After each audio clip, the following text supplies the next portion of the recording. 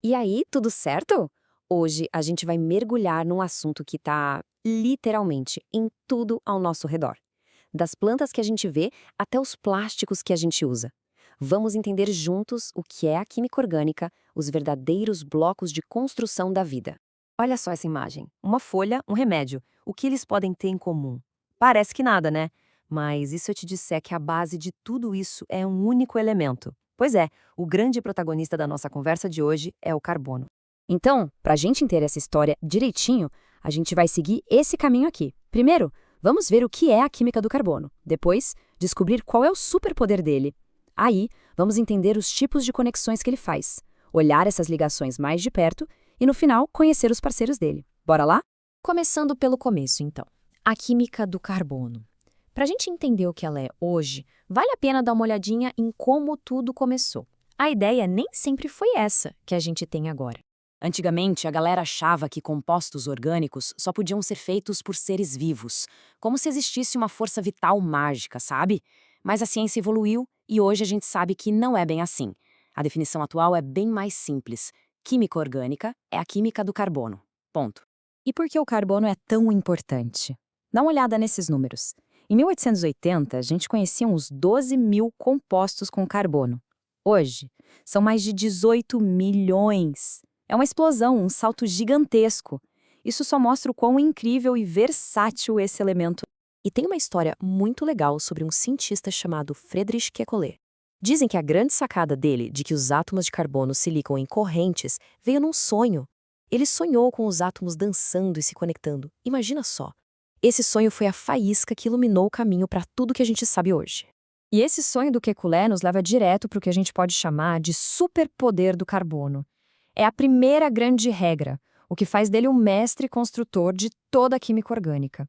O nome desse superpoder é tetravalência. Parece complicado, mas relaxa. Tetra significa 4. Então, tetravalência é simplesmente a capacidade que o carbono tem de fazer 4 ligações químicas. Sempre. Pensa numa pecinha de Lego com 4 encaixes. Nem mais, nem menos. Sempre 4. E aqui, a gente vê essa regra funcionando na prática. Essa molécula aí é o butano. Vamos pegar qualquer bolinha preta, que é um carbono, e contar as ligações. 1, 2, 3, 4. Pode testar em qualquer outra, vai dar 4 de novo. É essa regra de ouro que permite que o carbono construa um número quase infinito de moléculas diferentes. Certo, já sabemos que o carbono faz 4 ligações. Mas será que todas essas ligações são feitas do mesmo jeito? A resposta é não. Vamos ver agora as maneiras diferentes que esses blocos podem se conectar. A conexão mais básica é a ligação simples. É como se dois átomos dessem as mãos uma única vez. A gente representa com um tracinho só. É uma conexão estável e bem comum. Mas eles podem se conectar de um jeito mais forte. Na ligação dupla, eles compartilham 2 pares de elétrons. É como se dessem as mãos 2 vezes. A ligação fica mais forte e mais curta. E a gente representa, claro, com 2 tracinhos. E para fechar, tem a ligação tripla. Como o nome já entrega, aqui são 3 pares de elétrons sendo compartilhados. Essa é a ligação mais forte e mais curta de todas entre 2 átomos. E a gente usa 3 tracinhos para mostrar isso. Ok, agora que a gente já viu as ligações simples, duplas e triplas, vamos dar um zoom. Olhar um pouquinho mais de perto para entender do que elas são feitas. Porque as ligações duplas e triplas são, na verdade, uma combinação de 2 tipos de ligação, a sigma e a pi. Pense assim, ó. A ligação sigma, esse símbolo, sigma, é o polar principal de uma construção. É a primeira a ser feita, a mais forte, a que conecta os átomos diretamente. Já as ligações pi, o símbolo π, são como reforços que a gente coloca depois do lado da estrutura principal. Elas ajudam, mas a base forte mesmo é sempre a sigma. Então, para resumir e não ter erro, uma ligação simples é sempre e somente uma ligação sigma.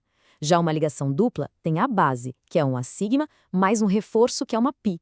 E a tripla, a base sigma mais 2 reforços, ou seja, 2 ligações π. É isso!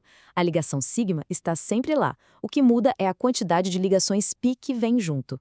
Beleza, o carbono é a estrela do show, a gente já entendeu.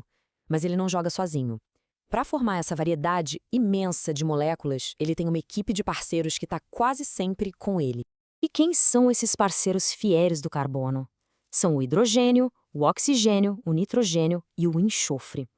Basicamente, esse quinteto aí forma a maior parte de tudo que a gente considera orgânico.